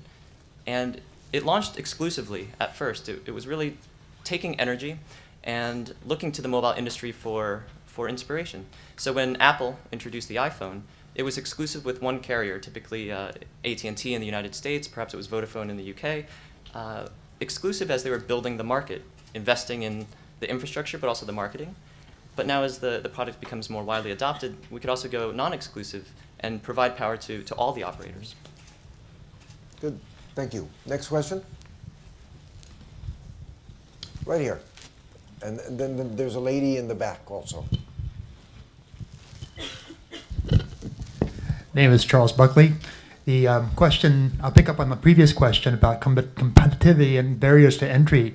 You can look at the competitive question from the other point of view about people who would compete with you to court these operators. There are markets that you're not covering, and there are other people who may not be the bleeding edge innovators, but they'll come behind and they'll commoditize you out of the business. What steps have you taken, this goes to Mike Lynn and also to Jesse, I guess, as well, to protect your investment in setting up this business? Mm-hmm. So the notion of competition, I think I very much support because it validates the industry as a whole. The fact that Jesse and I are here and there are actually countless other companies in this audience. And that represents a market is growing, and that means investment will come to this area. But the way that we do address it then is by ensuring that it's the mobile operator who is looking out for our mutual interest to stomp out copycats, and particularly those that are low quality that spoil the market. So my co-founder came from Apple as well. He was leading iPod manufacturing, transitioning early designs from engineering into full production, making tens if not hundreds of millions of iPods. So we have mass production and manufacturing in our quiver, and confident that we can make it for the lowest cost possible. And then lastly, it's always just staying one step ahead of the competition. So again, these partnerships with Vodafone and MTN, we look at what are the next opportunities, always collaborating and working together to ensure that we're offering new products that address both the needs of the operators to increase revenues, but also improve the quality of lives for the customers. I just would echo what Mike says, that competition has to come into this space because it's so beautifully big. If there isn't any other competitors, if there aren't more of the Apollos of the world and the Phoenixes, we're all missing a trick, because there's just so much business to be done that not one single firm, I think, should or could do it. So I believe there'll be tons of companies kind of going after the space. If we assume, again, in Kenya, you've got 6 million households that don't have electricity. They spend an average of about $200 a year on crappy substitutes. That's $1 billion plus market in Kenya. So I think we all welcome competition. I think it's going to happen in different shapes and forms. In our case, we're really a financial services provider, so we don't have quite the same sort of product-related concerns that maybe Mike would have, but we'll have other ones in terms of how we compete as a relationship owner with the customer. I think the best thing we can all do right now is just get back to work and keep building, because it's such an infant sort of, the market is infinitesimal in its maturity so far. And we have lots of work to do to get to commercial scale, and then others will enter, and it will be exciting. I really think there's just so much opportunity that, we don't sit worrying about competition very much. We just sit around worrying about execution and scaling. The lady in the back, please. Thank you. My name is Bridget Fishley, and I work for Telecoms PR Africa, which helps vendors grow their businesses in Africa. Questions for Mike. Really enjoyed your presentation. You talked about a $150 price point and an ROI of 3 months. Is that for your box, or does that include the solar panel as well? And then you also talked about microfinance. So could you tell us how your 2,000 customers so far have financed their purchase, please? Thanks. Certainly, yes. So the ReadySet kit as a whole, so that includes a 15-watt solar panel, the ReadySet battery, lights, mobile charging accessories, and even also a grid adapter. So I did not mention this, but you can also plug it into the mains electricity and use it as a backup power supply. That's all inclusive, and that's $150 to $200. It does vary depending upon the market. So Rwanda, for instance, is much more further inland. The logistics costs are higher. Coastal countries, a bit lower. And then your second question, that was regarding microfinance. And so the majority of the customers are buying the units for cash now. And it's because microfinance institutions are banks, and they're fairly risk adverse. They wanted to see track record initially. So we launched the product actually with the Grameen Foundation in Uganda. They were providing entrepreneurs with both smartphones, low-end handsets, as well as the ReadySet kit. And in that instance, they did provide microfinance, because they are an NGO, a 0% interest loan to kind of get into the hands of their customers initially. And that's not included in the 2,000 figure that we're citing.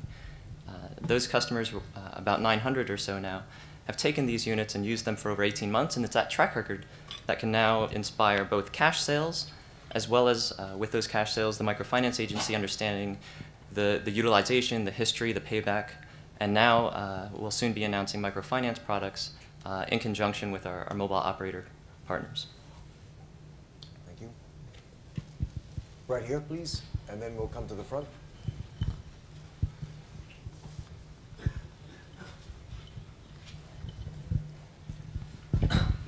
Hello everybody.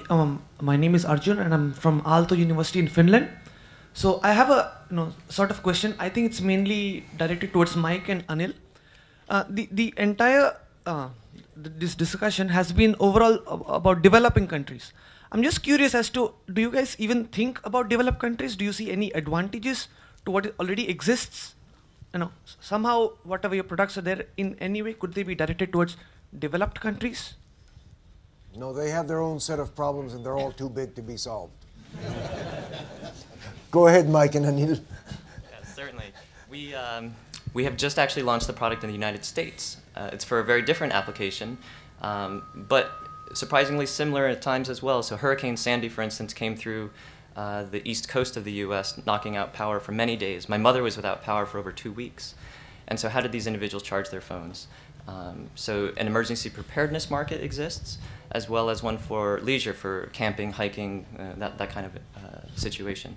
And in doing so, making it available for individuals both in the US and soon Europe and beyond, that will enable individuals to experiment with it, understand the demands of solar. How much power does a 15-watt solar panel actually produce? And that increases energy literacy, and then ultimately perhaps a relationship with those living in Africa or India.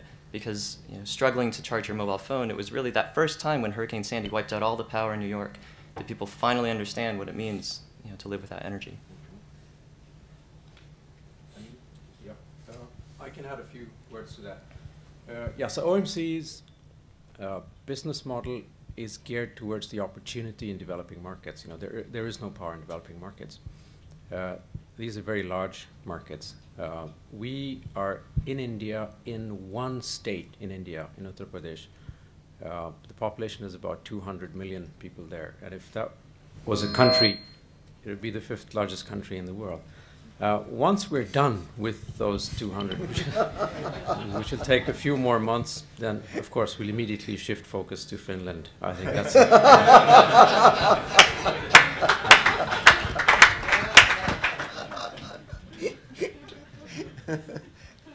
Okay. Right up here, please.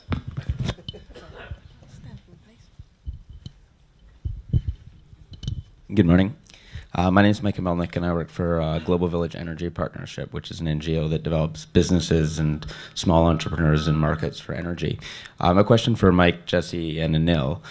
You all talk about the opportunity, and I think it's quite clear that it's large and it's addressable. But you're all still at a fairly low scale. Mike, you've got 2,000 units, Jesse, 500 a week, Anil, not 100% sure, but by 2015, maybe 2 million. But you've still got a huge market out there. What do you still have to do before you can scale? And then what can the mobile industry do to help you get there? Good question. I can take it first, sure. Yeah. So I think where we are with we're trying to tackle the energy access problem, and at best I think the mobile industry is probably a sort of peripheral role to play in that. Now the reason that these two, the energy and the mobile industry, are so tightly interlinked right now is that the mobile infrastructure is the only infrastructure in these places, and it's a great starting point because we're generating power, and there's some infrastructure to build on. I think going forward, it's very, very simple. There's no question whether there's a demand or not, and what we're doing is not rocket science either. We're building out infrastructure using traditional technology, which is developing, and so on. So if I were to sum up the challenge, I think two. Of course, execution is a big challenge because we're working in a very difficult environment, typically. And the second biggest challenge is access to low-cost debt. Rolling out infrastructure is extremely expensive, and you can't do that unless you have access to low-cost local debt, I would say, eventually. So that would be my response. Jesse? Not being too cheeky, I'd say first thing is to get on a plane. I got to go back to Nairobi and keep scaling right away as soon as possible. Things just take so much work and labor on the ground to figure these things out and to build really a scalable delivery model. I think that's what, Anil, you might have been saying about distribution. I mean, getting into the skunk works of how much you pay the guy who drops off the lamp and how the systems are scalable such that he's bringing back the right lamp at the end of the day. We have our own version of all those little problems, and those need to be worked on, thought through. Everybody's incentives in the value chain need to be accurately addressed. And then once you have that, you've got to systematize it so that you can build very big. And we're in the process of that as we speak. We've got over 125 staff, but by the time I get back on Wednesday morning, there'll be another 5 or 10. We're dealing with 400 points of sale right now, which is very small in the realm of Safaricom, who has 50,000. And I guess their role is helping us with some of those systematizing processes, identifying the right agents, going out, signing them up, and then getting all the data to quickly tweak and address and root out problems and correct good behaviors when you can do that. So, I would also like more working capital if anybody's cutting checks today. That's always good. But really the thing that stands between us and 100,000 customers, 200,000 customers is a function of time and focus. So the more we focus, the less time it is before we get to those 6-figure, 7-figure sales results, and I hope it's sooner than later. Great, and I think to build upon that, there is a need for customers to gain a greater awareness that there is even a product being offered by a telecom. It's fairly surprising that you can walk into a Safaricom shop and buy an M-Copa system or an MTN or Vodacom shop to pick up a Ready Set. You would not expect this. You expect to find phones, tablets, and that sort of thing. And so our mobile partners are investing heavily in marketing, and we're following suit, co-investing and co-branding. But in order to do so, it requires a tremendous amount of financing. So again, Phoenix is venture-backed. We have investors in Switzerland, New York, and Silicon Valley. But we are actively fundraising as well. And I believe there's a session during this week, is it this afternoon? Tomorrow, about essentially how do you finance this mobile energy revolution? Because it can't happen without financing. And it's a matter of working capital as well as risk capital to create these technologies, not just for our companies who are already funded, but new startups, and also for us to grow, to essentially raise a Series B, a mezzanine, or so on. So Phoenix is actually actively raising $10 million, and we've already received $2.5 million as part of that round. But it's a wasteland. It's a desert in terms of available financing. Through the generous support of UK Aid, they're supporting a new activity at the GSMA. So that's really inspiring, but we really need more investors, be it the big development finance institutions, as well as traditional Silicon Valley type venture capitalists, and even angel investors, so just individuals, high net worth angels, and family foundations even, rather than to make philanthropic donations, charity, where it's not sustainable. It's coming out, year after year, the same donations to the same NGOs. To make an investment in a company that's working in these markets might yield actually sustainable outcomes. Thank you. Yes, the gentleman right here in the center, please. And I think that will be our last question. Thank you. Hi. I'm Sanjay Khazanchi. I represent Rockefeller Foundation for the SPEED program. And the question goes to Anil. Anil, I've seen your facility and very impressed with the work you're doing on ground there. I had just one question.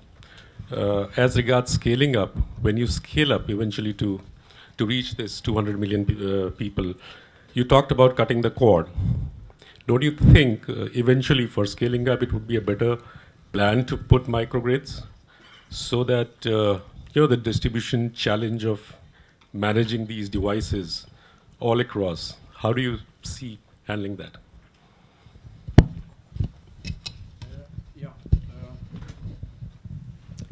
I think, this is a philosophical question, and I need a few gin tonics before really getting into the details of that.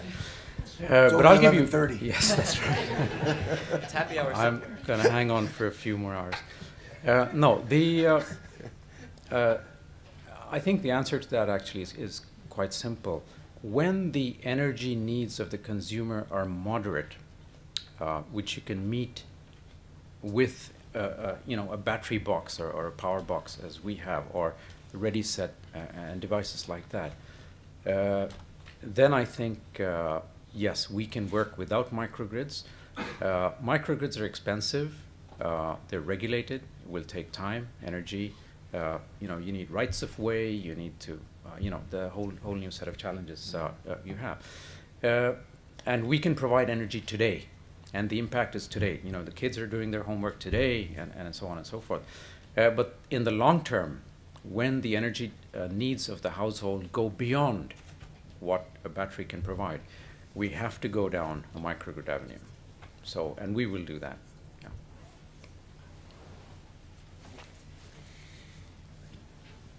Thank you. Amigas y amigos, I think this brings us to the close of our session. You have some USBs on your seats that have many of the presentations that have been shared with us here this morning. Could you please raise that one? Bright colored. You can also play with them while you wait for your gin and tonics time here this afternoon. So you'll find the presentations on these. I want to thank all of you for participating with us here this morning, for your questions, of course, as well. I want to thank GSMA that convenes us here and opens up this possibility. And I would also like to invite you to give a round of applause to Anil, Diaz, Jesse, Joe, and Mike for a very interesting presentation. Muchísimas gracias. Buenos días. Perfecto. They want to take a group picture here. So just move in. Move in.